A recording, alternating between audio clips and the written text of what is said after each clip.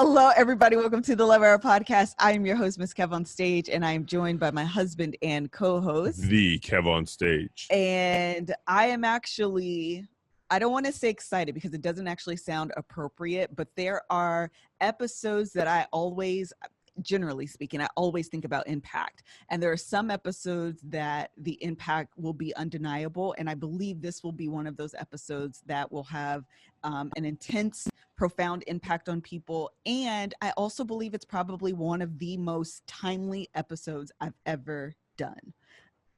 You are beautiful. Thank you. I'm like looking at her like, bro, that's you, Kev? And I'd be like, dang. Like I was looking at you talk. I was like, I should holler at her. And I was like, I did holler at her. I achieved the goal of loving her. But like you be beautiful, but sometimes I've been reminded in the moment. Really nice. I was like, man, you are a beautiful woman.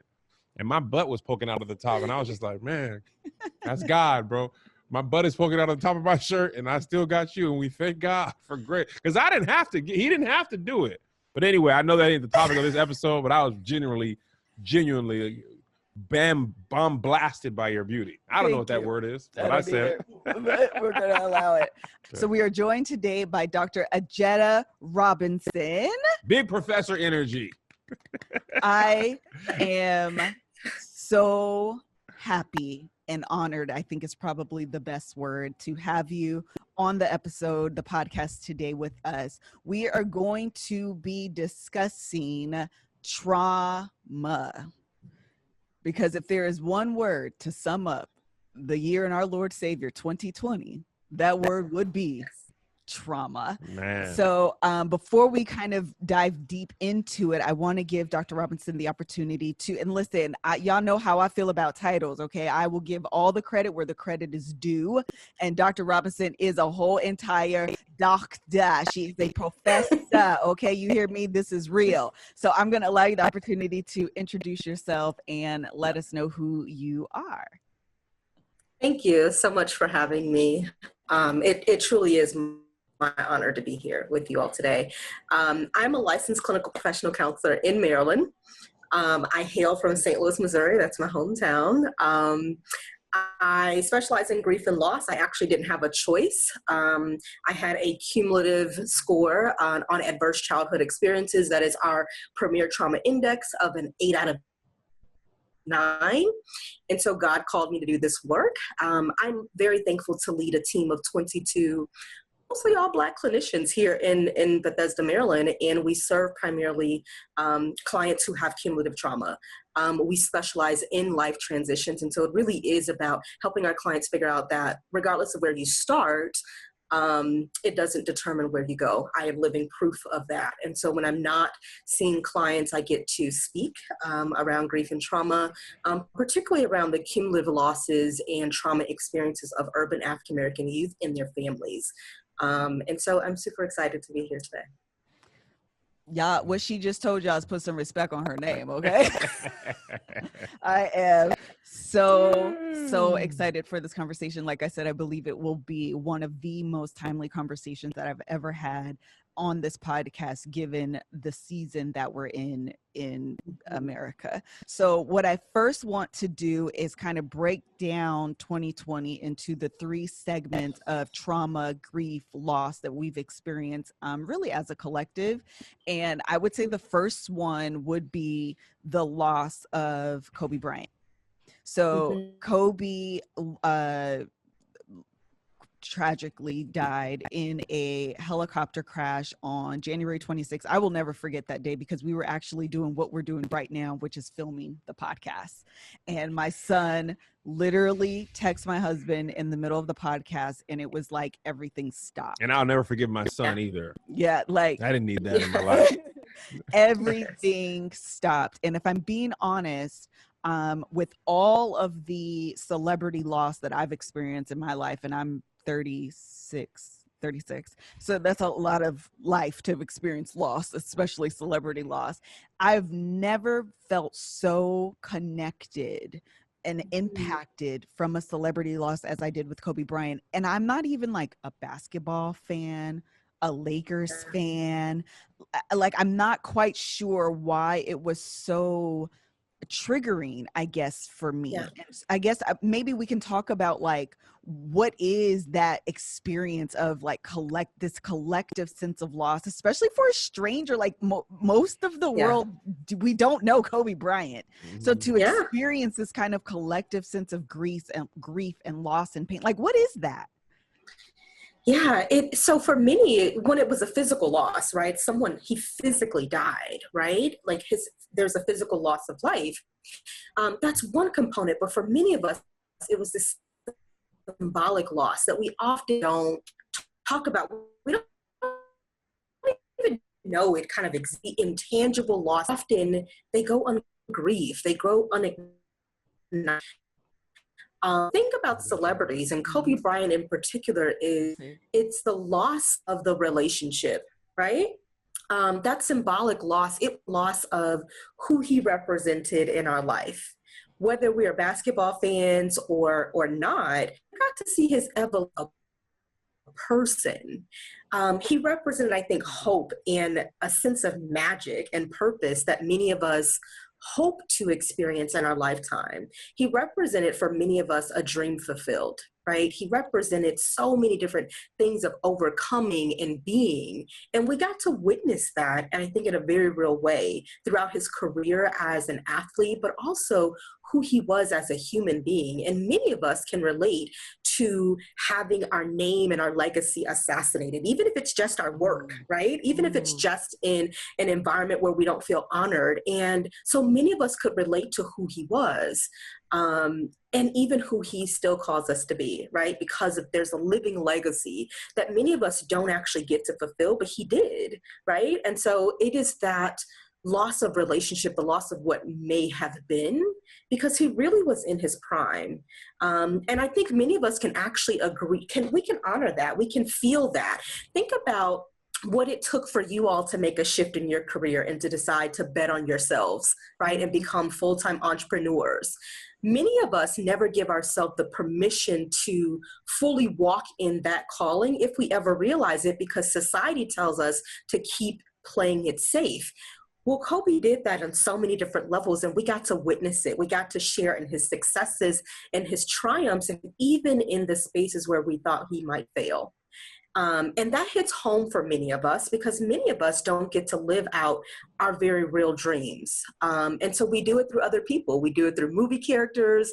We do it through, the story or the show Insecure. We recognize ourselves in these people, right? The positive parts of us, as well as the parts that we wish didn't exist. And so loss is really about connection. Whether it is we know them in our personal life or not, or just the identifying parts of them, right? Those characteristics or that hope. And so it doesn't have to be that physical, they were a part of your life, or you had a connection. You can remember where you were the first time you saw him play, probably, or the first time you had to listen to your husband, right? Rant about, right? All of those things, those are memories that we store in our mind, in our body, and we have events that really surround them, right? We have rituals around, watching March Madness and all these other things that surround our life, right? And so those are the things that we lose when someone like Kobe dies. And those are the symbolic losses that many of us are feeling the compounded effect of right now because of everything that's happening in our society, in our world, that we rarely ever get to really name, and that we really have space and time to actually grieve. And so it makes perfect sense that we would grieve someone like that. Our celebrities, our public figures, even the folks in our life that we didn't get to have a relationship with, we grieve that too. That was a lot. It is. I was literally like running through my mind. Kobe, Melissa and I talked about it. Kobe was the first player that his whole career happened in our time, like Melissa and I's time. Yes. Like I was in middle school when he got drafted. I remember hating Kobe, the player, for sports hate. Like he was never on a team I was in North Carolina at the time. He got he got drafted to the Hornets and then traded to the Lakers. So I was like, you should have been a Hornet. I would have loved you.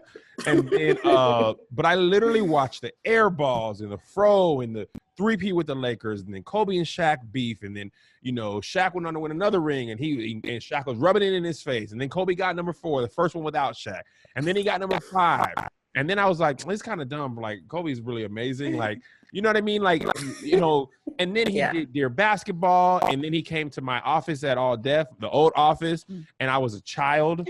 I was like, Kobe's here. I love him. I'm sorry. It was sports hate, which is I say things about you, but if I ever saw you in life, I admire you. It's not like it's not like I really don't like you. And then it felt like the second act of his life, which was just beginning, was cut short. And the thing that I feel like even, and this is, I think I can connect it to like George Floyd and literally every other Black person that has died. The thing that made it worse, it was another violent death, right? It's like another, it wasn't gun violence, but it was a violent death. And then I remember my son texted me, Kobe died in a car or a helicopter crash. And then Melissa and Josh were here, and we just immediately went to our phones. And then the news dropped that his daughter might have been in there. And then I was just like, his daughter is the same age as our oldest son. He was doing the equivalent of Melissa and I taking one of our sons to either robotics or soccer. So there was the father angle, which was like even worse than the basketball angle. And then her life was like, she could have been like, the potential loss overall. And then compounded with like all these other videos of Black people dying. And Sandra Bland, like that video is a doggone archive. I can see that whole thing. And Philando Castile and Walter Scott, like all that like in my mind. So it's kind of like a computer on overdrive. It's like emotional overdrive. And then I was just like, I just was a mess. I was just a mess. And that it's less than 20 minutes from where we lived at the time. So Melissa had something, and she ended up driving by it like within a week or something. And I was going to one of my son's soccer games, and I needed to go out that way, and just seeing the mountains, I was, I mean, I'm welling up with emotion right now. Me too. I was like, I felt the back of my tears, like, hey guys, it's go time. And I'm like, not today, guys. It's a lot. I have, one of the things that you said when you were talking about the symbolic loss of what was, it kind of leads us into COVID. So that's another loss of 2020. So all of us had these hopes and dreams associated with what would be the year 2020, the year of vision. And I mean, I've literally done kind of like this plan, not this plan, but like outline of what 2020 was. So January 26th, he died. February 24th was his memorial service. And by March 7th, we were in COVID. So it was. Yes, that cumulative. On top of trauma. Absolutely. And so, I mean, a lot of people know my story with what happened with 2020, where we lost the house, and I was supposed to do my very first conference in quite literally 30 days from tomorrow. I'm supposed to host my conference, and that's completely gone. And so we're dealing again with this, what was 2020 supposed to be, and we're not able to manifest those things. So can you talk to us about symbolic trauma? But before we do that, I just want to take a really quick break so we can all kind of catch our breath before we go into the symbolic trauma of 2020. Listen up, fellas, because today we have a new Manscaped product alert. Manscaped just released the new Weed Whacker nose and ear hair trimmer. Take a look in the mirror, and I guarantee you'll see hair sticking out of those holes. It's time to keep your ear and nose hair looking as nice as your clean-shaven pubes. Manscaped forever changing the grooming game with their Weed Whacker. Listen, my dad, Ear Hair McGee. For Father's Day, I'm finna get this for him and be like, Pops, it's because I love you. You be needing a taper on your ear and your nose. Taper the nose and the ears. And then taper your balls, but not with this exact thing. The premium Manscaped Weed Whacker uses a 9,000 RPM motor power, 360-degree rotary dual blade system. The intelligently contoured design enhances the trimming experience, and it's waterproof, which makes for easy operation and cleaning. Look, fellas, 79% of our partners polled admit that long nose hair is a major turnoff. It is. It's time to upgrade your Manscaped routine with the Weed Whacker. Get 20% off plus free shipping with the code LOVEHOUR. Love Hour. At manscaped.com. Thank you, Manscaped, for keeping our pubes trimmed and our hair in our holes looking nice.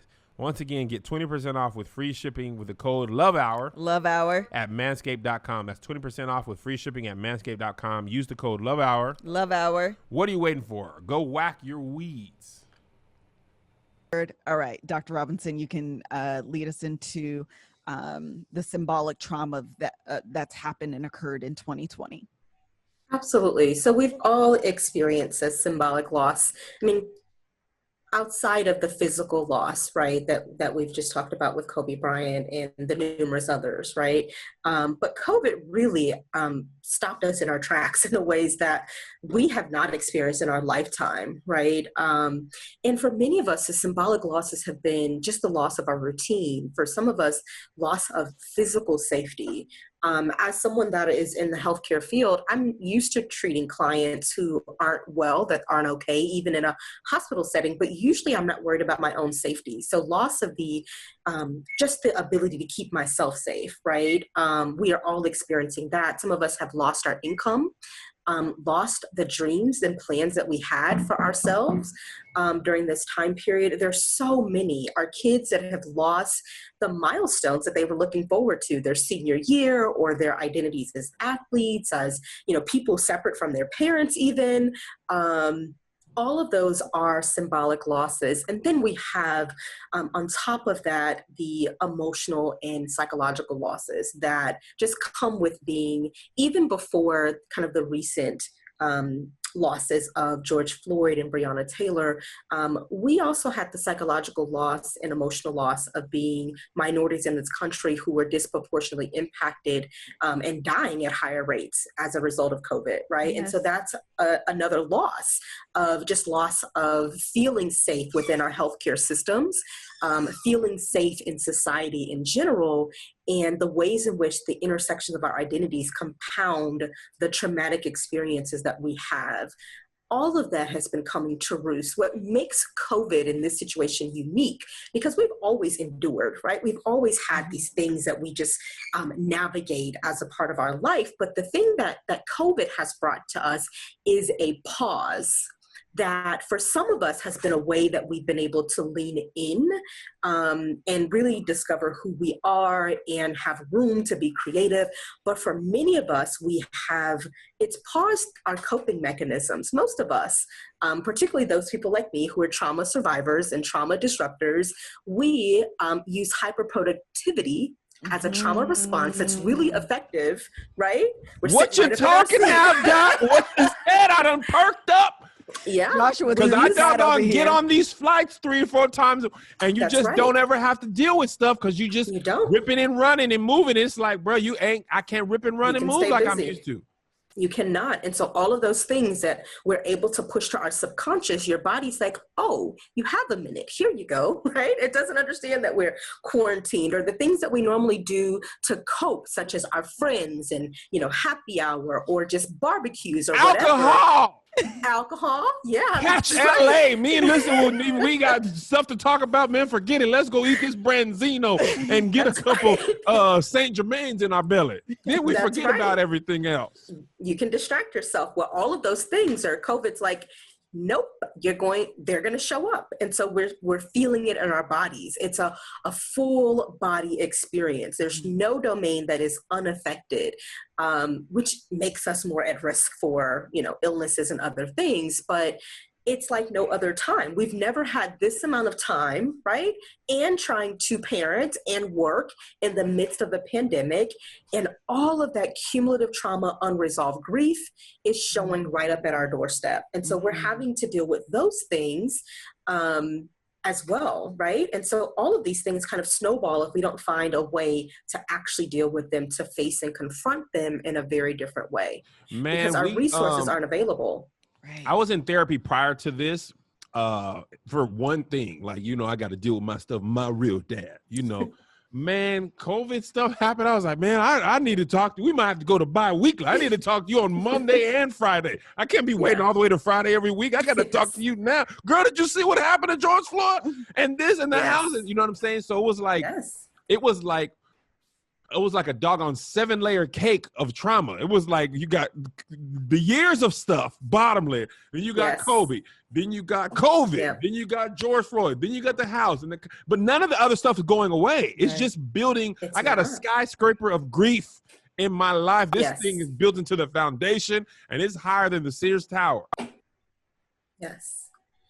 Yeah, and those are our personal ones and the ones that we experience collectively as a society. We haven't even talked about the race-based trauma that creates an additional layer of grief. We could be here all day talking about that, but it's showing right up. It's the thing that, again, we're feeling the activation in our body, right? And so I hear folks talking about I know they're up. I know they're dysregulated because they're on Facebook with me at 3 o'clock in the morning, right? And I know it's 4 o'clock for them or whatever time it is, because our body keeps the score. That's it's a book, one, but it's a real thing. It's a physiological response to trauma. And so oftentimes, well before it enters conscious thought, your body's aware of it. And so you feel it in your joints, your GI, so you have stomach issues, you have headaches, you name it, the body is keeping track of those things. And if we don't do something with it, it just gets mapped, right? And it activates our fight or flight response.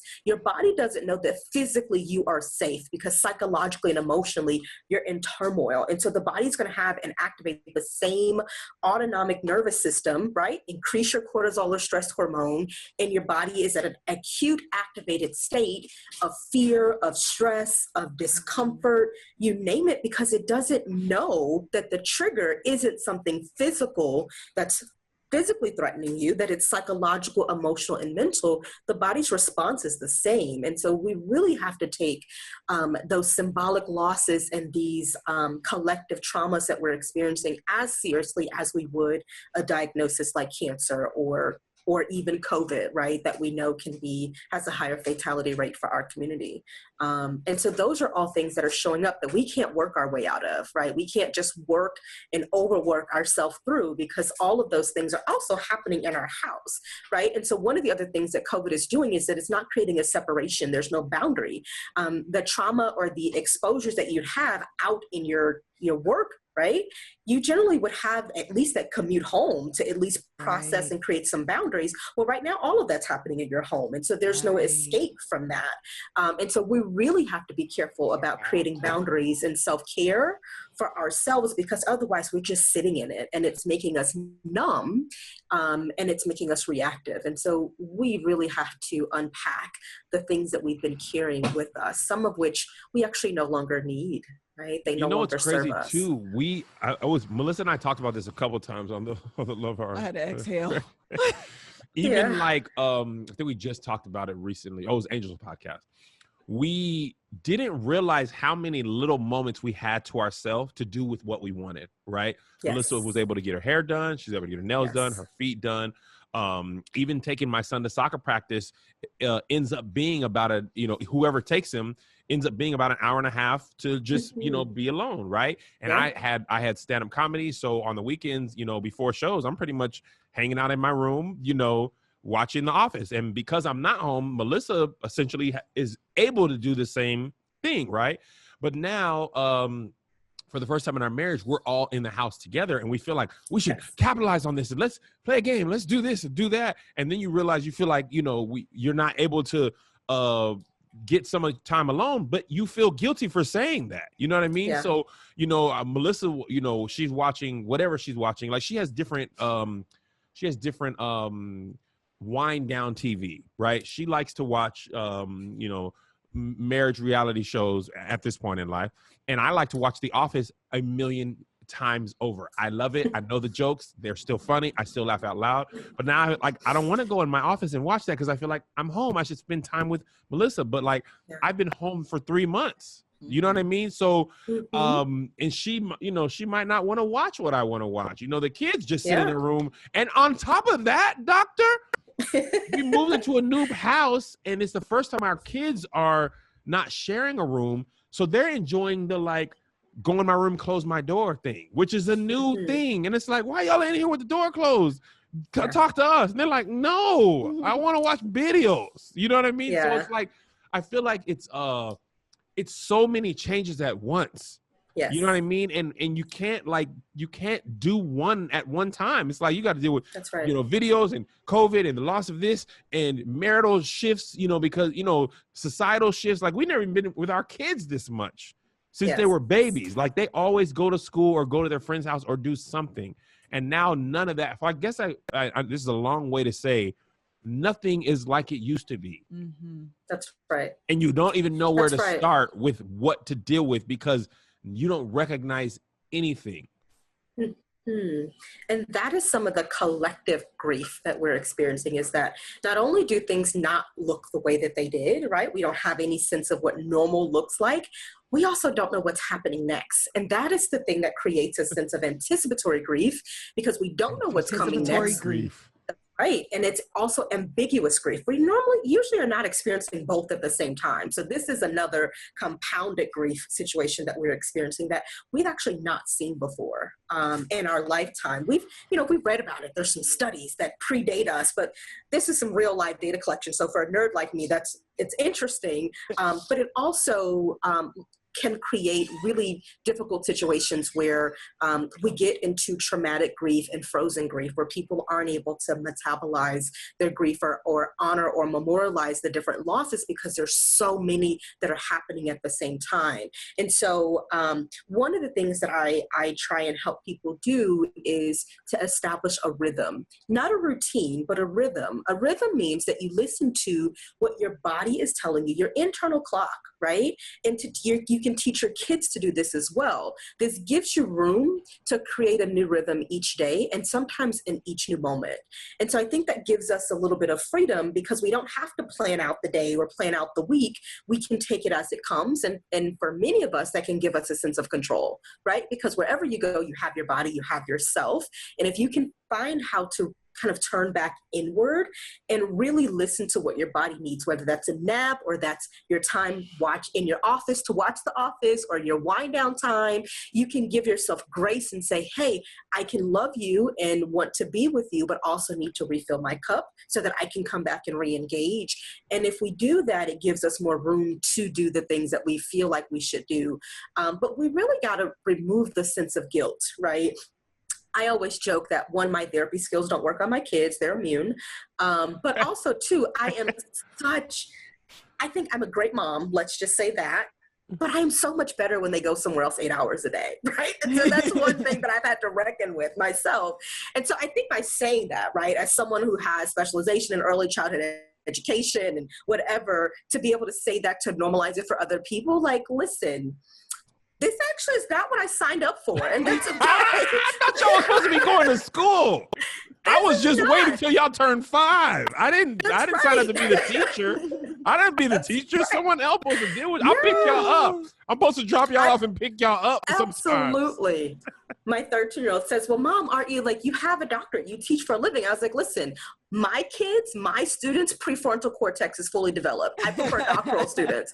It's a different level of conversation. They are rational beings, and then they go somewhere else. None of this is what I signed up for. But like, I make light of that, right? I think to normalize it for the other parents, that I'm like, listen, I don't have it all together, and I have some advanced skills and supposed to have this together, right? But we are still parenting, and we're still homeschooling in the midst of a pandemic. This was not voluntary homeschooling. Like, bro, my kids out of school, right? I thought about homeschooling. I was like, man, no, I don't want to do it. I don't care if you turn it in or not. Personally, the only reason I'm on you is because the teacher emailed. Yes, I have kept another kid alive. That is my goal for the day. Like, that's what I have to offer. And so we really have to give ourselves grace and compassion. I want to go back to something you said, Dr. Robinson. Yeah. And before we do, let's take a quick break. All right, we've taken another break because we all need to inhale, exhale, because Dr. Robinson is dropping a lot of good information and gems on us. And sometimes when you exhale, you need to do it with a good glass of wine. And so I want to tell you about Penrose. This is not our first time telling you about them, because when you're at home, listen, imagine you're at home finishing a glass of wine, and just as you're about to pour another, it happens. The realization you're all out of wine and there's nothing you can do about it. Well, thanks to First Leaf, you can get personalized boxes of wine shipped right to your door. Right now, in the midst of COVID-19, we don't want to go out unnecessarily. We don't want to take errands unnecessarily. So anything that can be delivered to your home is not only convenient, but in today's world, it is also safe. And with everything going on, you also need a good bottle of wine, because I'm sure that's good for your mental health. Okay. Right now, what you're going to do is take a quick quiz to assess your wine drinking preferences, whether you like sweet wines, robust wines. Joshua likes a cab. Actually, Joshua is the person that got me on cabs, if we're being honest. But the only way you're able to do this is to take the assessment, figure out what you like, and then a First Leaf expert will pick 6 bottles of wine, ship them to you based on your answers. First Leaf uses your ratings and feedback to refine your future shipments, so you're getting bottles that you like, you enjoy, and that you will drink down to the very last sip. First Leaf has 100% perfect satisfaction guarantee. So if you receive a bottle you aren't into, First Leaf will cover the cost. Sounds like a pretty good deal. Sign up today to get 6 bottles of wine for only $29.95 plus free shipping. Just go to tryfirstleaf.com/love. Love. That's 6 bottles of wine for only $29.95 at tryfirstleaf.com/love. Love. Okay, we're back. So Melissa and I this Sunday, right? And this was not planned. We get up, right? More restaurants have opened in LA. So I go on Postmates. I'm like, I'm not cooking breakfast. Well, I never do, but I'm not even pouring cereal in. And we found this place that had good chicken and waffles, right? So I order, you know how I do, Dr. Robinson. I'm like, let me buy a couple things just in case I don't like one of the things. I don't want to be hungry. When I tell you this thing was hitting, right? So we eating chicken and waffles. These waffles are lit. So then Melissa's like, what you finna do? I was like, nothing. So we sit down, turn on Netflix, watch a whole bunch of stuff, fall asleep, order Postmates again. We built a entertainment console. Our son came and helped us. We didn't even vlog it. He in his drawers, I'm in my drawers. Melissa's the only one with clothes on. And then we watched the movie. I mean, it was amazing, right? And even that, I love that you said remove the guilt, because for whatever reason, like I was talking to my friend Tobe, and he's like, 3 days a week I fast 24 hours and I drink juice only. And I was like, well, I had chicken and waffles for breakfast and lunch. And then yesterday Melissa made red beans and rice, and I ate it so much. I ate it at 12. I ate it at 2. I ate it at 6, and then I'm supposed to be fasting from 11 to 7. But at 8, I had half a pint of ice cream, and me and Melissa was watching a documentary, and then we paused the documentary and went and played Mario with our son, and then we came back and watched the documentary. And I feel so guilty, for I'm supposed to be at the gym. The gym is closed, so I can't even do that thing. Yes. I'm supposed to be doing all these things, but some days it just feels like, bruh, I just need to be able to make it through this day however I possibly can. And I feel that more than I've ever felt it in the past. And it's like, Lovey said this. She said, her therapist said, Lovey said, I feel like I need to sink or swim. And she said, what if you just float? And yes. I try to float, but I always feel guilty for floating. Yeah. So when you we've said been conditioned. Tell me we've been conditioned around productivity. We've been conditioned that we don't have value if we're not working. We've been conditioned that we haven't done enough if we're not constantly producing, right? It's the reason that most of us have more than one job, right? We're doing all of the things. But there's another thing. For those of us who I like to call myself a poverty disruptor, so my kids will not struggle the way that my family did when I was growing up, and we were pretty okay, but still, right? We had enough, barely. We work really hard to not have to be in that position again, but there's a little bit of a fear unconsciously that if we don't continue to produce at the same rate that we did, when we're in survival, we actually never give ourselves to thrive, right? Or to recognize that we have made it to a very different place where that same survival work ethic is actually no longer required. But Dr. Robinson, you can't drop this many gem sentence after sentence. Now I can't process it. It's a lot. It's too, give me a second, Doc. 'Cause you're moving the. Sorry. Go back and just run that back a little slower, right? Because you are talking to me, Kevin, and Melissa too. Me too. We both came from poverty, and Joshy Gons. We work like it was so funny. Melissa and I were just talking about this yesterday about how we feel guilty for success and we work like we haven't achieved anything. I mean, it's literally, we joke about, Melissa always says we have $11. Know how much work we do, how many successful things we have. We work like we are going to go back and be on them poor army bases, eating free lunch, free or reduced lunch again. And that is so far from the truth, but it never feels like that. It doesn't feel like it. It feels like it's always around the corner. Yeah. Especially, that is the hyper productivity.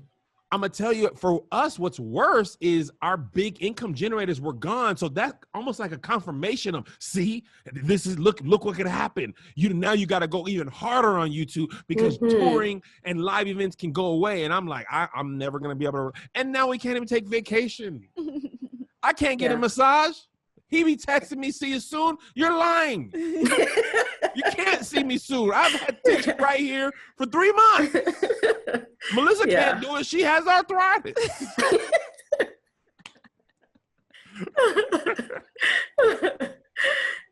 For some of us, this is the thing that we have to grieve and we have to let go because it actually doesn't work for us anymore. It worked for us when we were in survival mode and we needed it. But we've likely reached a place where we're not in survival mode anymore. We've done the things to stabilize your family and to stabilize your income and to do those things. But we haven't changed the way that we work. We haven't changed the way that we're still operating because I don't know about you all, but I grew up knowing how to pay bills. I didn't grow up knowing how to generate wealth, which is a very different mindset. There was no one before me that had done it. And so there's a cost that we incur by being the first to do it. And we have to grieve the unknown parts of ourselves, right? And for many of us, that's where we're sitting right now. And we feel guilty. Dr. Robinson, stop. I can't do it. I can't keep up with all these personal attacks. I can't. I'm realizing this stuff in real time. I'm like, we are the first.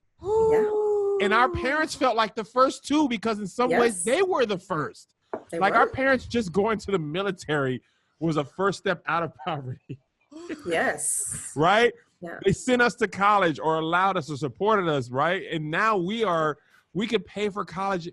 Melissa and I remember being so freaking jealous of these kids at UW. They had everything they needed in college. The brand spanking new computer. Melissa's computer was full of small men who was like, all right, guys, literally floppy disk in. This thing was smoking. It was loud. I didn't even have a computer. I was about to say, that's what I had to go to the library to do it. My son has a laptop on the floor. My other son had a TV in his room he didn't use for months. Right? They're not going to suffer. And even if they didn't go to college, they could work for us. Yeah. They could work at Best Buy. We could, our parents used to put us out because they had only signed a contract to provide for 18 years. Like, bro, I'm never going to be able to save if I have to do that. So now there's such a guilt, but now I'm realizing it's the guilt of the unknown. What do I do? Stocks, bonds, buy a house, the market. Bro, I don't know. Yeah. And I didn't know this before COVID-19. Yeah.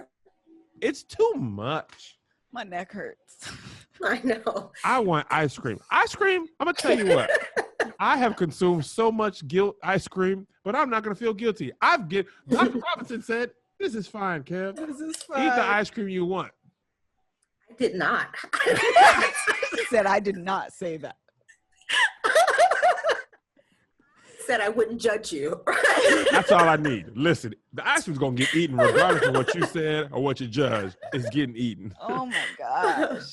But you bring up an important point that we all cope in different ways, and sometimes we feel guilty about those coping, right? About not, whatever that veg time is, about not doing when there's so much purpose and meaning in just finding ways to be.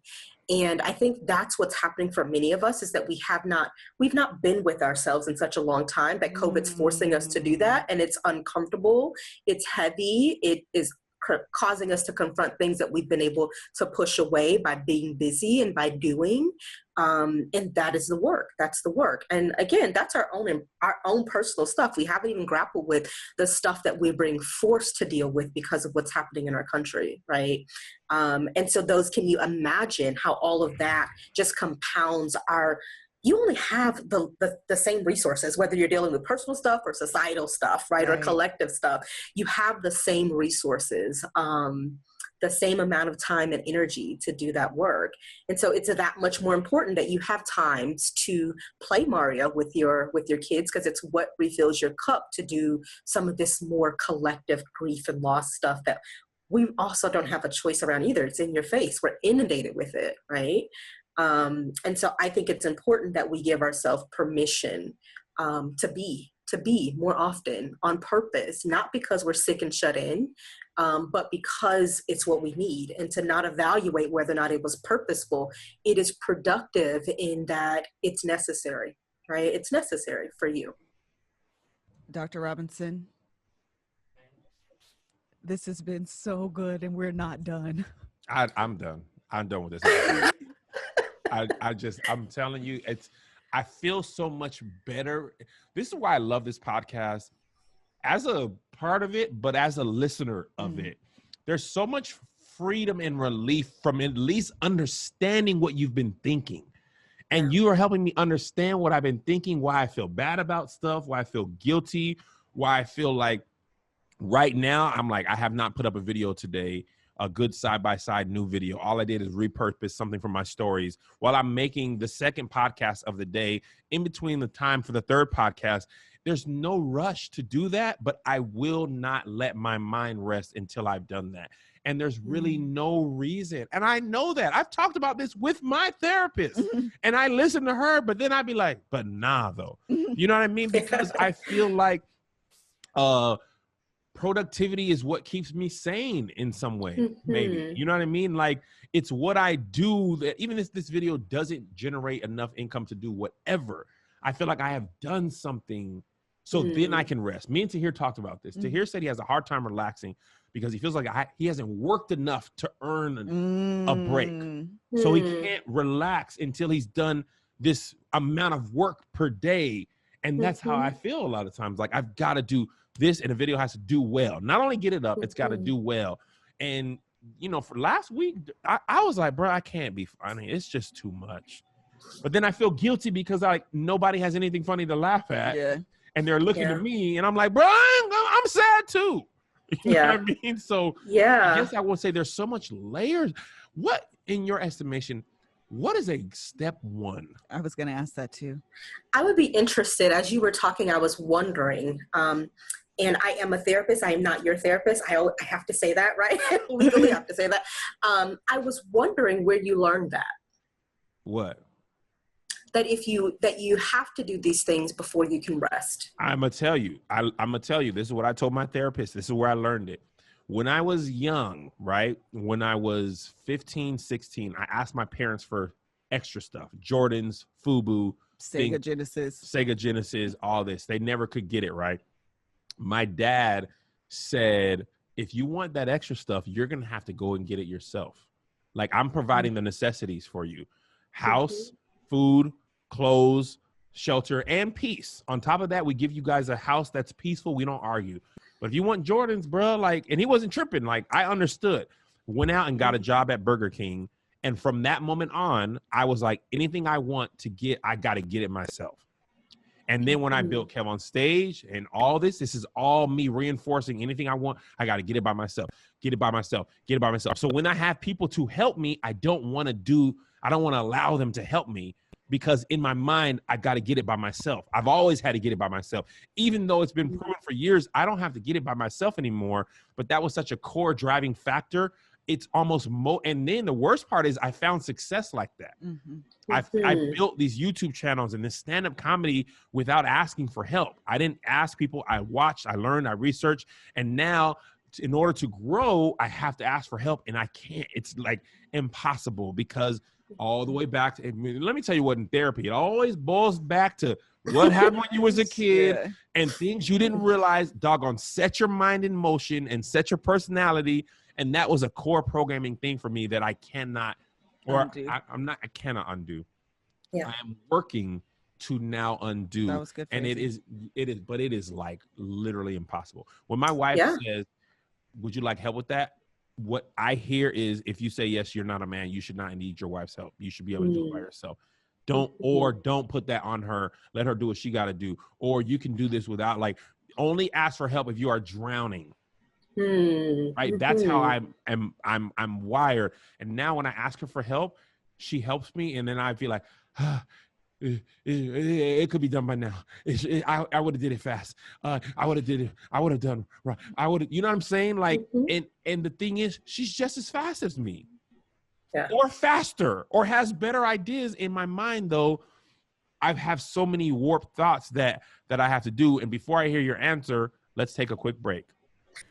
And finally, we want to tell you today about ShipStation. You guys know that we are a company that sells merch. In fact, you are getting a sneak peek at one of my new items from my launch of MKOS. Child, she is coming through here soon, and I will be selling this shirt here soon, and I will be doing it on ShipStation. What we love about ShipStation is that they are fully integratable with platforms such as Amazon, Etsy, your own website, FedEx, UPS, USPS, Amazon fulfillment, all of the things. They bring them all in on one interface, so you're not going to 50 million different ones. It makes it very easy, very simple, plus it's cost effective. Right now, in the midst of this pandemic, you're sitting on an idea that you've wanted to launch forever and ever and ever. Now is a great time to go out and make and manifest those dreams while you can in 2020.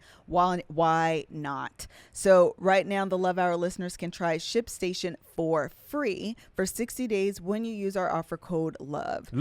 Make sure your business is ready to meet the demands of delivery culture. Get started at ShipStation.com. You're going to click the microphone at the top of the homepage, type LOVE. That's ShipStation.com. Then enter offer code LOVE. ShipStation.com. Make ship happen. So like I was saying, what's the first step? I think acknowledging that that's a thing for you. So one of the first steps for any of us, if we're unpacking grief or trauma, is to name the thing. Name the thing that we know we need to either unlearn or relearn. Some of it is to relearn how to be compassionate to ourselves. Some of us is to unlearn this notion that we have to do it by ourselves. And I always ask, like, is that actually a part of who you are, or is that who you learned you had to be? And if it's who you learned you had to be, does it still work for you? Because I'm hearing that it may not, right? And so we may decide that it worked for you for this part of your journey, but God sent you a helpmate, right? And so perhaps He's given you everything that you need so that you don't actually have to do it by yourself. I'm gonna hold you right, Chief. I didn't sign up for all this. I listen. You invited her in. Now you want to push her out. Listen.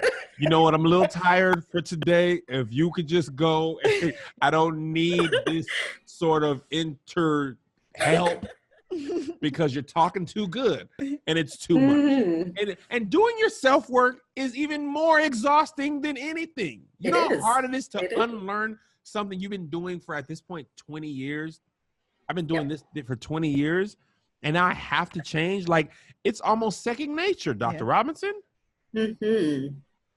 I know it is. If it doesn't work for us, we get to pivot. We don't have to throw away everything, but we just want to tweak the things that don't actually work, right? That don't work for us anymore. We can still honor that they work for us for a very long time, but to be able to lean fully into what you're being called to do, there's some things we can't take on that leg of the journey with us. They actually hold us back, right? And so it's an invitation to look at the way that you are functioning or that you have been functioning and decide, is that the way I want to continue? If not, what do I want to do differently? And that is work, right? I think the beautiful thing is that we usually don't have to do that work alone, right? I think that's the piece around, this collective grief and trauma, is that there's collective piece implies community. And so who are the folks in your community that love you, that you trust, that see you, right? That hear you when you're quiet. Those are the folks that will go on this journey with you. They'll companion with you. And so they'll also hold you accountable to who you're communicating you want to be in your own life. You know what's crazy? I know I'm talking a lot No, today. it's okay. What I realize in life, there's so many things that you think are supposed to be this way forever, and they are not, nor were they ever meant to be. Friendships, relationships, approaches, jobs, addresses, points of view, they were for a time. Sure. And they're not for, the Bible says to everything there is a season and a time under the sun, right? What you have to, it's hard to acknowledge that, hey man, like even if you grow up like your parents had to work a lot, so you got to take care of your brothers and sisters, right? And you become this like, caretaker. And then your brothers and sisters work, oh my God, it just clicked. Tell us. What I'm struggling with my children is the change in role. Yeah. It's when they are little, they can do nothing without you and they admire you. Yeah. They want to spend so much time with you. As they grow, if you're raising them right, you are raising them to be independent. Free thinkers, not wanting to do everything. But then when they actually do it, you're like, oh, so you don't want me? You don't want to watch movies, they say you don't want to do nothing with me. You don't want to do, and then eventually they grow up and leave, and you're mourning that relationship when they were dependent on you. And now you're not used to doing it, but your children aren't even designed to be raised by you forever. Sure. You're designed to raise them for a season, but each of those, even raising them for a season is different. From infant to toddler to elementary school, middle school, high school, like, and I'm realizing with my kids, because I'm like, this kid, his voice is changing. He don't want to hang no more. And he's not like angry or nothing. He's just like, bro, I don't want to do nothing with y'all. And I went through that with my parents. Like, I just want to hang out with my friends or be in my room. And I'm mourning, and that's really what 2020 is in so many ways, mourning the loss of what I thought it was going to be or what it could have been. 2020. Right? Yes. And on top of that, not knowing what it's going to be. The thing about winter, it sucks because it's cold. Like if you live in Chicago, but you know that it's going to last for a time and then it's going to be spring. Yeah, right. But this climate, we don't know how long it's going to last and we don't know when spring is coming.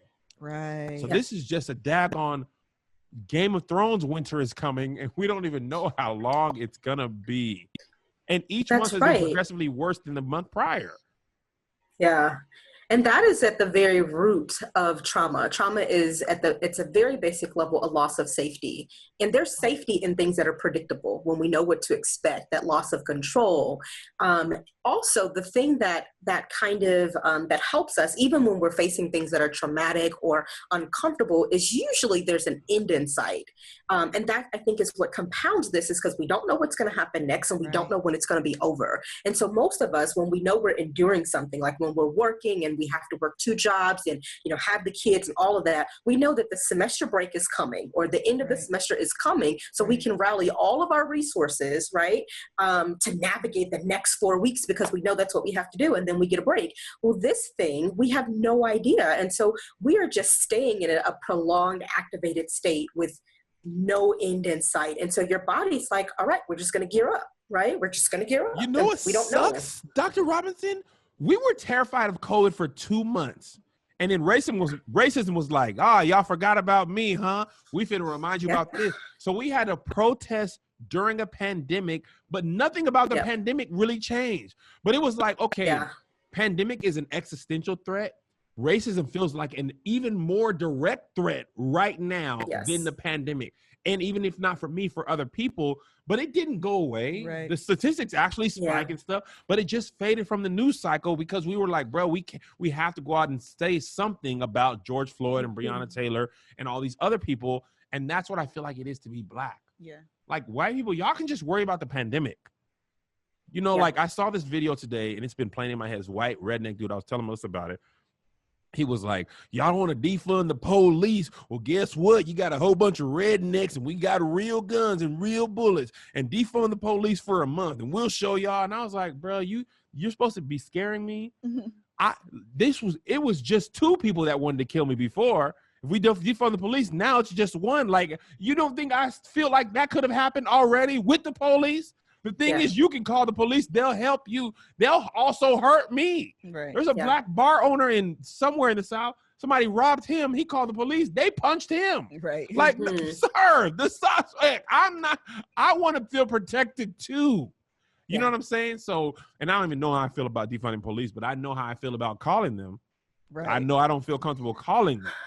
Yeah, I think we also, I mean, that's a whole nother topic around. I think when we hear defund the police, we hear dismantle, which is not the same thing, right? And so right now, the way that we utilize the police, really, like, so if you get a phone call and your loved one is having a mental health crisis, the police is who shows up. They very rarely dispatch. In some cities, they're better than others, but they should be dispatching a mental health person alongside, because we are uniquely trained to help people in crisis.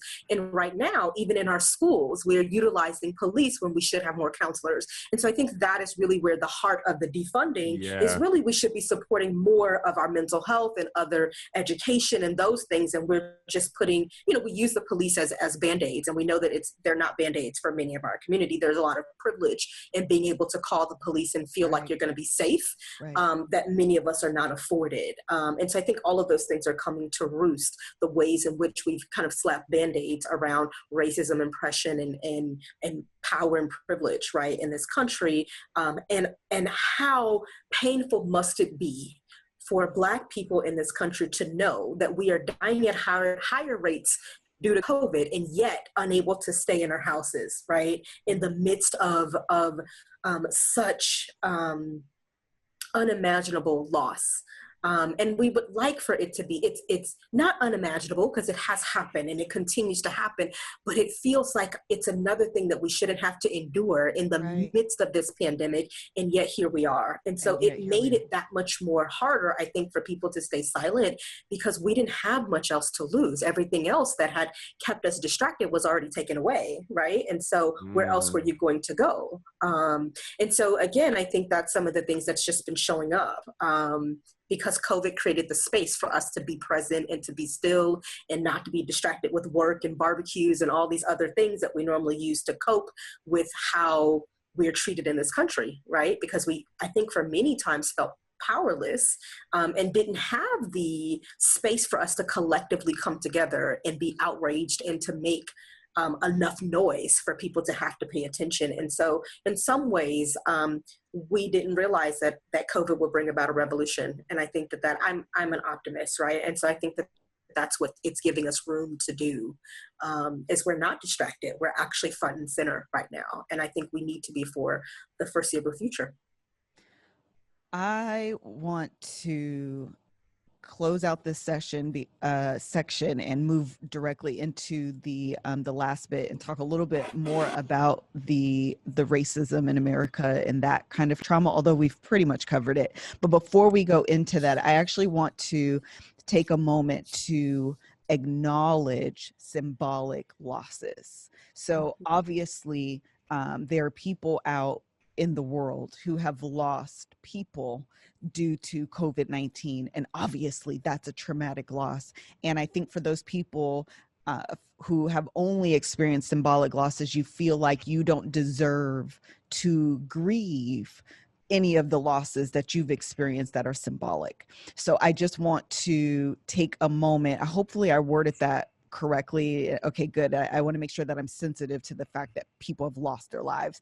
But I just want to take a moment to acknowledge those people. So if your child was graduating high school and you didn't get to attend their ceremony, it's okay for you to grieve that. And I'm getting so emotional thinking about it. If you, why am I getting emotional? If you had don't touch her. Don't touch me, but help me get it out. If you had a significant birthday this year and you had plans to go on a trip and you didn't have an opportunity to celebrate in the way that you wanted to, it's okay to grieve that loss, that symbolic loss.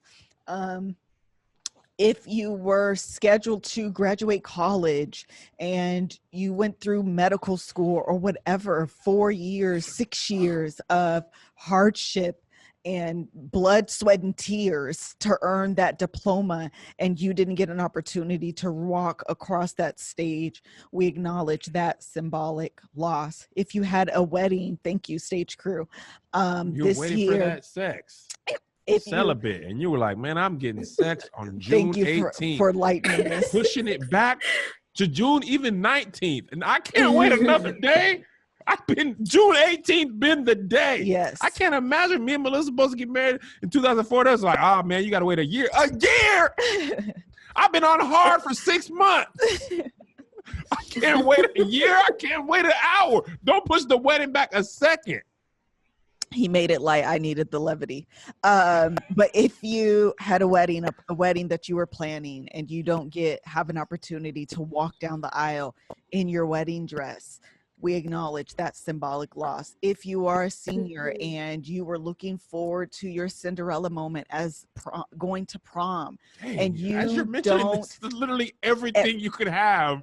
You don't get that and opportunity. Zoom doesn't make everything no. the same. Hey, do it on Zoom. Do it on Zoom. I want to do it on Zoom. Okay? I was supposed to go to England and watch a Manchester United thing for my birthday. That's what I hope Melissa was planning. I can't even go get English breakfast tea right now. Yeah. I can't. I bought a jersey. It ain't the same. You know what I was going to do for her birthday? I can't tell you. But it's going to blow her mind. Can't do it. Yeah. I want to see you doing too much. And just, I mean, all of them, I'm not going to be able to hit on all of them, but one thing that people just mentioned, which I actually think is really important, if you are pregnant and COVID-19 is preventing your husband from entering the rooms with you due to safety concerns, we acknowledge that loss. Yes. If you had a birthing plan in place that was really important to you and that's something you can no longer do due to COVID-19, we acknowledge that loss. If you are pregnant and you are fearful of bringing your child into this world that looks the way that it does, we acknowledge that loss. If your wife said, we can try butt stuff, and then she said, never mind, because COVID, we acknowledge that loss. The point that I want to make is that the losses of 2020, even the symbolic losses of 2020, it is okay to feel sad about those losses. It is okay to grieve those symbolic losses. You guys know this, and part of the reason I wanted to do this, I had plans. Listen, I was going to move in a whole new house. Bruh. I was planning the conference that I felt like was the culmination of everything that I've been doing and working toward, knowingly and unknowingly was working toward this conference. And I am not able to do it in the way that I want to do it. And you also feel bad for even saying that. Yes. Because it feels unfair because other people have actually lost life. Right. And in comparison, you don't want, and people actually on top of that, when you mention it like champagne problems, I wish my only problem was to move into the second house for y'all. Like, okay, like I get that also, but I also cannot, then you feel guilty for being sad. Right. On top of feeling guilty for, you know what I mean? Like it feels like and social media cannot be helping this, these feelings, you know what I mean? So I just wanted to definitely take that opportunity. Oh, go ahead, doctor. Yeah, I think it's important that regardless if it's a physical or symbolic loss, understand that your body doesn't know, right? And so the grief response is the same, whether it's a physical symbolic loss, that it's important that we don't compare or evaluate or minimize the losses that we've each experienced or even our response to those losses. Because although grief is a universal experience, none of us are exempt, all of us experience it at some point, that it's still God dog it. It's doing so well. Dr. Robinson, if you can hear us, we cannot hear anything you just said. Oh. We got to run that back. Zoom was, the devil was in you. Girl, we couldn't hear nothing you said. After you said we all experience loss, it was out. Yeah. is universal, but we still have our own individual experiences, right? Unique individual. We actually dishonor when we compare it to someone else's. And so your grief can sit right alongside their grief without having to evaluate or compare. And so when someone says, I always respond that, I think we're both grieving in the ways that we need to. We've lost different things, right? And that's okay. It sucks for both of us, right? I think grief amplifies. So it amplifies the gaps in relationships. It amplifies income instability. It amplifies family dynamics. It amplifies things that were already perhaps not what we desired. And in some cases, it amplifies the things that were already working for us. And so it shines in the areas that we may need to strengthen as well, a new purpose around the things that we need to release. And so all of us do it differently. It's just important that you do. That was good. That was good. One more exhale. Please make both sure. Better and worse. I feel like I should have a trigger warning at the beginning of this episode, Man. child. Tell the people. I agree. This is one of the most timely It is. episodes of the podcast because this world kind of feels like Melissa and I grew up in military schools or military bases, and when we would move to a new base, I remember two things, and I hope this analogy makes sense. When I moved to one school, I have a dislocated shoulder. I just fell down the stairs a couple months ago and re-broke it, but it's always been broken. And one year, I made all these friends because I used to do this trick where I would pop my shoulder out and they'd be like, oh, gross. Oh, man, arm boy, you're cool. Want to eat lunch with us, right? I did that, right? So I did this at one military base, and then we moved the next year, and I did. They're like, gross, man. What's wrong with you? Freaking weirdo. And I was like, but arm boy, last time it worked, right? So now every time I went to a new school, I was like, okay, what is this school going to be like? What is it going to feel like? Am I going to make new friends? And that's kind of how I feel about this year. Like, I've given up. I'm working on giving up the thought. Melissa actually really helped me with this. I was talking to my agent about, do I want to go back out and do comedy this year? And if so, what does that look like? And right now it's all capacity limits, 25% capacity, 50% capacity.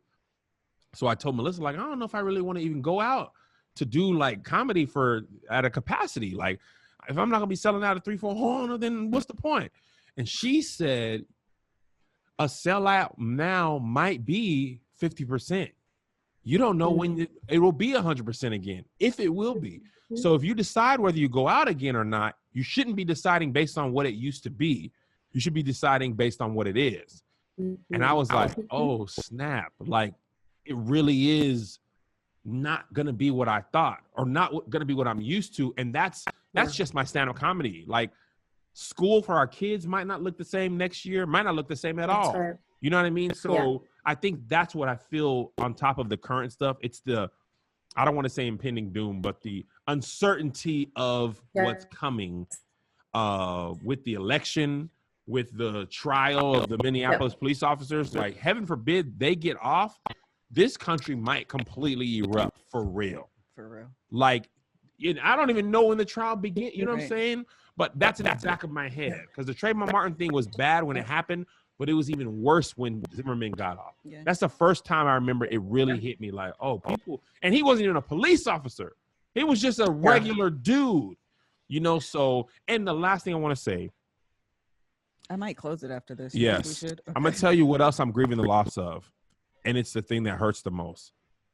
My son's innocence. Yeah. My youngest son.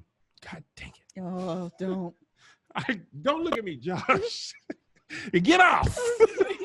Everybody, get away from me. We've been having to talk to my son, and both of my sons, about this. And because my oldest son is older, or I don't know, he's taking it seemingly in stride.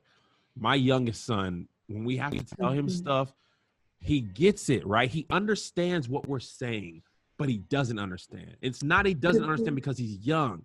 He's at a heart level. At a heart level, you are taught you do good, good things happen. You do bad, bad things happen.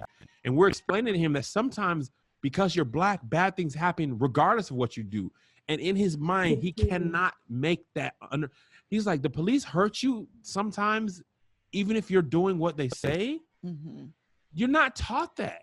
And it's almost like watching the innocence leave his body. Like you can almost see it leaving. Like you see, okay, well, shoot, that's what it is then. Like, okay, dang. Like every time we have to talk to him about racism in America, and you know, from the hoodie talk we had, like we had to talk to our kids about sex a couple of times. We got to talk to them about racism all the time. Like whether you have a baby or not, you're probably not going to die. If you don't understand how the world sees you, it can be fatal. And the thing is, you're literally talking to a child about you can't wear a hoodie and have a toy gun in the yard because you might die for real. Right. Yes. And he's like, man, what? For having a toy gun, you know what I'm saying? Like, and I feel guilty for having to talk to him about it. And it hurts to have to talk to him about it. But I realize if I don't talk to him about it, he might be a casualty of ignorance because he can't afford to not know. Right. You can't afford to not know. These people might call the police on you. They might run up on you like you got a gun. And here's how you got to act, even if you didn't do anything wrong. To an 11-year-old. And we've been talking to them about that since they were 8, 7. And now it's just more prevalent. And this kid just wants to watch videos on Fortnite and play Fortnite, right? You got to explain to him why we're going to a protest in the middle of a pandemic. My oldest is like, man, y'all doing what? Protest? Yeah. Bro, we have to. We have to. And I feel like that, I mean, I cried the other night. My oldest son held me and he wasn't crying. I know. He was so strong. Yeah. I was a mess. And he got a deep voice. I'm like, this is some freaky role reversal. I went into his room later. He was like, hey, man, I almost cried too, but I had to be there for you. I'm like, be there for me? I'm the man. But, man, I cried in his arm like a baby. I was crying hard because I don't want to do that, but I have no choice. I can't afford to not let them know how the world sees, because you have to react in a split second. You got to defuse the police potentially. You got to put them at ease, right? And that was the hardest thing. And I think this is one of the reasons why you reached out to her and then the other person, because that weighs on us, the parents, as well.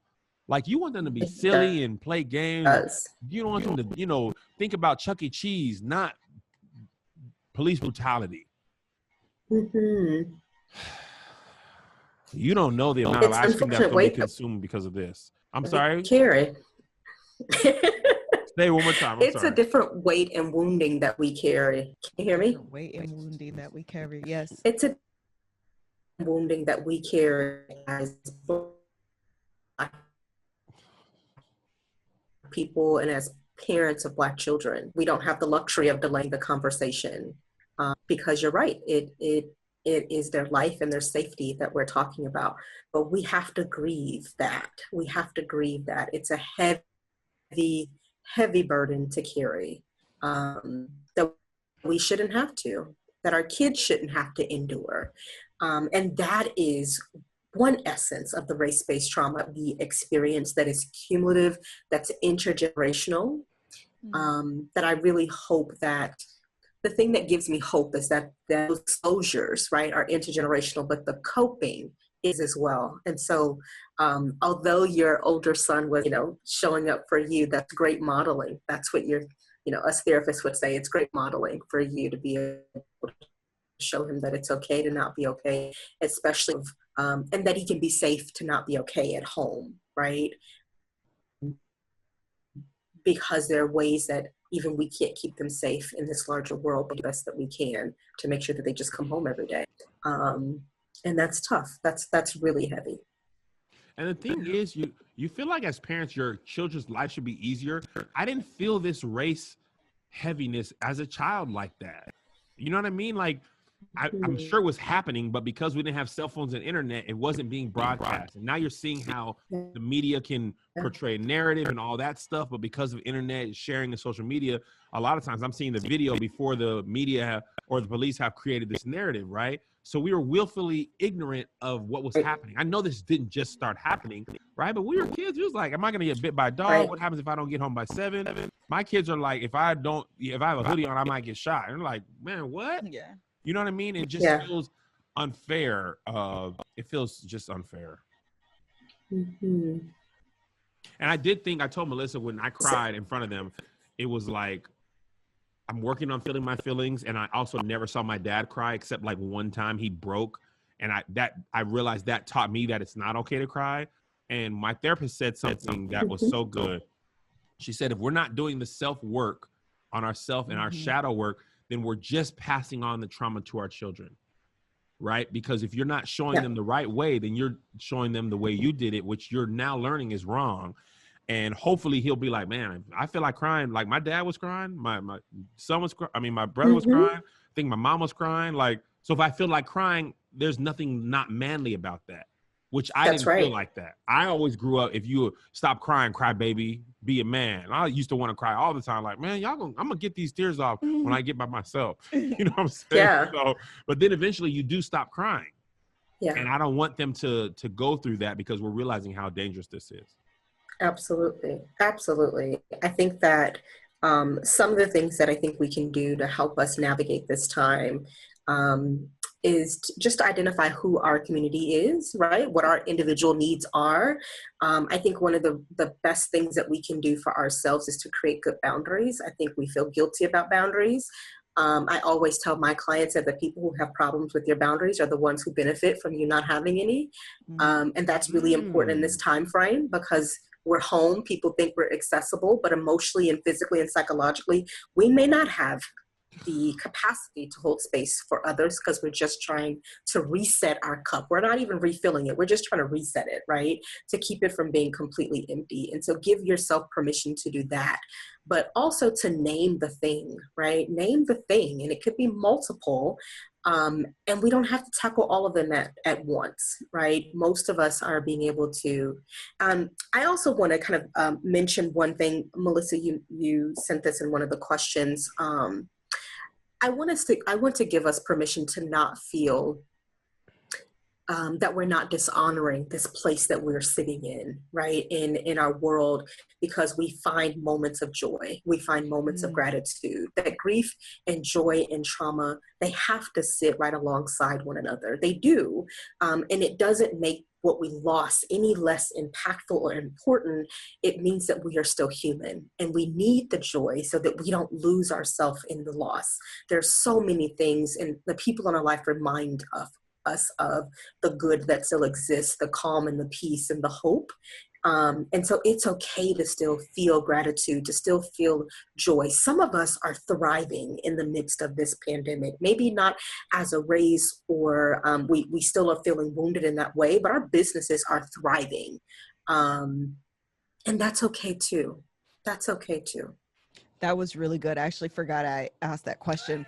But part of the reason why is because I was talking about being grateful that, you know, I'm able to be in the house that I'm in, even though it wasn't the one, but trying to reconcile the idea of gratefulness with this true sense of like loss I was struggling with.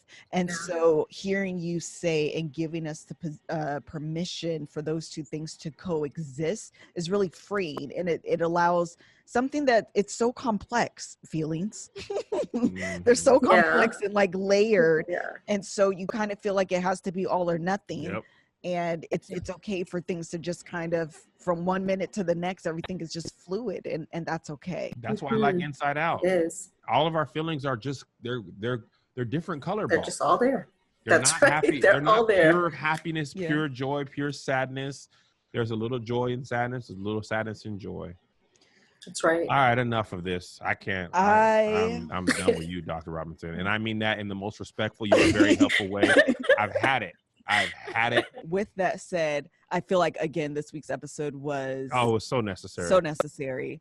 So necessary. So necessary. It's heavy, but next week will be a lot lighter. The guest will be talking about full body orgasm. I'm sorry, full body oral sex, full body oral sex. And what that means is that you should be receiving and getting oral sex as a full body experience. And if you have never orgasmed while performing oral sex, you are doing it wrong.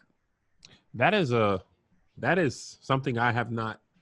Okay. I have not put that. Nobody has said that. No, like that's her tagline. So we'll be back to a lighter topic. I thought she was talking about sucking knees. Like, yeah, suck my knee. No. Yeah. Woo, knee sucking. Which I Back know on my knee now. Which I know we need, but I also felt like we needed this healing that's taking place right now. But the fact of the matter is our sex lives are being affected by this trauma as well, one way or another. Last thing I want to say, Dr. Robinson, the doggone COVID has literally changed everything.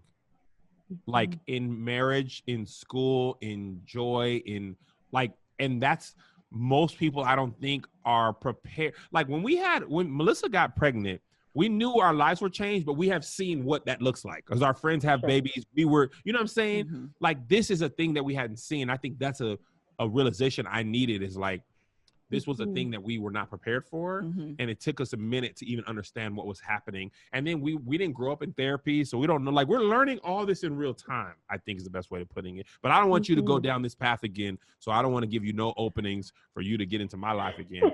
My feelings is closed. So full body orgasms next week on the Laura Love Hour. You should be sucking and coming at the same time. I don't know which one's supposed to happen first, but find out next week. Butt stuff. So what we're going to do is close out this episode to let you guys know that we have made the pivot and the Love Hour conference is coming to you on a digital platform. We need to shoot that today. Okay, but you interrupted my Sorry, thing. because we forgot last time. The Love Hour conference is coming to you on a digital platform. It will take place July 10th and 11th. For all of the speakers that were previously on the lineup will be speaking to you as well. I'm really excited that they agreed, and the topics again will cover everything from singles to married life. You can pick your track, sign up for your sessions. It's going to be an amazing time. Sign up is open right now at thelovehour.com for only $30. $30. That's it. You get replay ability and all of the things. So I'm really excited about that. I know that you guys enjoyed this episode today. Please, if you would, go and follow Dr. Ajita Robinson on social media. Can you please give us I think it's just your name, but you can give them your Instagram. Absolutely. On Instagram, I'm Dr. Ajita Robinson. On Facebook, I'm Dr. Ajita. On all of the other channels. Perfect. Thank you so much, Dr. Robinson, for being here with us today. I am emotionally full and like emotionally exhausted all at the same time, and I'm not going to try to figure that out, but that is. I feel like she has given me the tools, and then therefore I have like taken the deepest breath in and the deepest breath out. Yeah. So thank you so much for just the wealth and richness of the information that you have laid on us in this hour plus or so. Please make sure that you guys follow her. Last thing is Dr. Robinson does have a book coming out, right? I do have a book coming out. It's called The Gift of Grief. And so helping navigate everyday losses.